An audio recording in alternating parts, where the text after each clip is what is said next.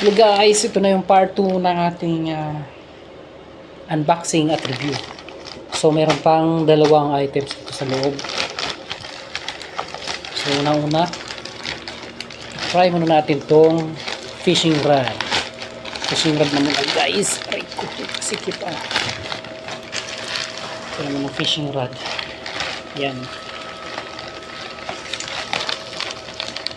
So ano siya. Ang kanyang haba, ito ba yung 2.7? Saan naman natin dito? 2.7 ang haba nito. Tapos natin yan. Kaya ito na nga siya. 2.7 yung 270 centimeters. So 2.7 meters. Guys, maganda ito.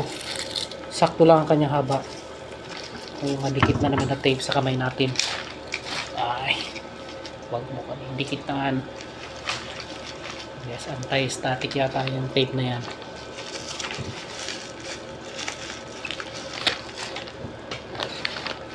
Meron pang bubuksan dito. Naka-bubble wrap siya guys. Talagang safe na safe siya. Check natin kung wala nga siya mga defects. So, pwede natin niyang i-return. So ngayon guys, wala pa naman tayong nakikita ano. So ang masasabi ko sa 2.7 ay maganda siya guys. Maganda itong 2.7 at sakto lang ang kanyang size. Sakto rin ang kanyang size. Malamang ang haba nito sakto lang din. Balikitan naman tayo ng tape na yun. Compare natin dito sa siguro yung thickness nito, maganda rin yung kanyang thickness. So compare natin dito sa 2.4. Kasi ito yung 2.4 niya. Ayan. Yung 2.4. So ayan. Okay, diba? Ito yung 2.7. Sakto pa lang 2.7 at saka 3. Ito talagang magana siya para sa casting at hindi ka manghalay. Itong 2.4. Pwede rin naman siya sa babad. Ayan o. Pero ito, yan. Sakto lang yung kanyang size para sa babad at saka casting. At saka itong kanyang thickness dito sa kanyang, yung diameter nito. Yung rod na to. So, ayos to guys. Maganda to guys. Ang panalo ito.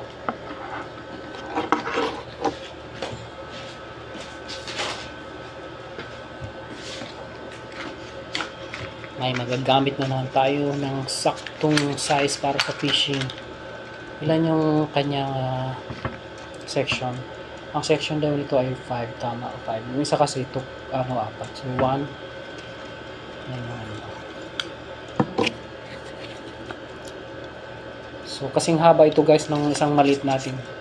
2.7. Tama, 2.7 yun. Kasing haba sila. Medyo mahaba na guys. Abot na dun sa ating damitang nagkalat. Yan. Ay, wala. Tapos may plug pa doon. Yan. Abot na sa bubong guys. Abot yata dun sa siling. Try ko. Hindi pag ano. Walang camera mo. Yan o. Diba? Yan yung kamay ko. O, diba guys, pwede. So, ayos na ito guys. Maganda pala ang 2.7.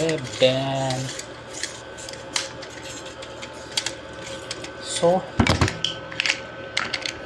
panalo ng 2.7 guys. Sakto lang sa grip sa kamay. 2.7. Tapos mayroon din siya pang ano dito. Pang tusok sa ano, sa lupa. Ayan. Talian nyo lang guys para pag ano, may humatak na malakas na isda, hindi siya tatangay. Ayan na. Oy! Ating isa pang i-review. Isang items. Last items lang guys. At ito naman ay fishing reel. Fishing reel ulit na 4,000. 4,000 guys, at kanyang brand ay, ang brand nito malamang ay ito, Billings. So Billings sa Rublinos, maganda yan. Billing at sa Rublinos, maganda yan. So guys, naka-plastic pa siya, wala naman siyang bubble wrap at meron naman siyang box. 4,000 ay napakagandang size nitong 4,000 na to guys. Although medyo cute siya dito, pero okay naman yung kanyang size na 4,000. Ayan. Kapitan lang natin yan dahil naka left-handed siya. So 4,000 guys. Alloy, aluminum alloy yan. Pati dito. Ito lahat na itong spool. Ito yung guard niya, line niya. So ayos guys. So titingnan na lang natin ang performance nito, kung walang defect, kung maganda siya. So as of now, okay naman siya. So, guys, ayos na muna yan lahat. So yun lang ating na-review na natin lahat yun ng ating parcel na yun. So guys, thank you for watching. Peace.